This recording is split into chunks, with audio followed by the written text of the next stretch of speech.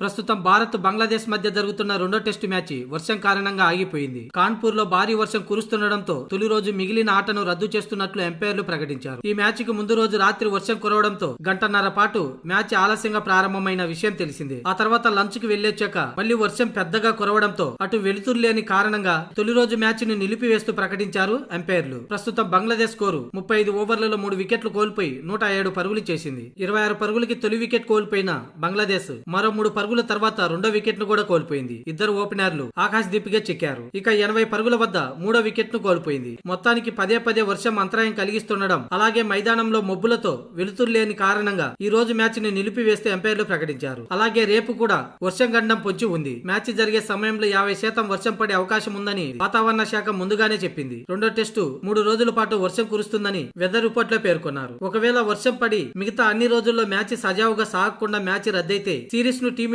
1-0తో కైవసం చేసుకుంటుంది. అయితే ఈ మ్యాచ్ రద్దయితే టీమిండియాకు భారీ నష్టం వాటిల్లొచ్చు. WTC ఛాంపియన్షిప్ లో ఫైనల్ చేరాలంటే వరుసగా మరో 4 మ్యాచ్లు గెలవాల్సిన పరిస్థితి. ఇలాంటి సమయంలో మ్యాచ్ రద్దయితే ఆస్ట్రేలియాతో జరగబోయే 5 టెస్టుల సిరీస్ లో కనీసం 2 లేదా 3 టెస్టు మ్యాచ్లు గెలవాల్సిన పరిస్థితి వస్తుంది.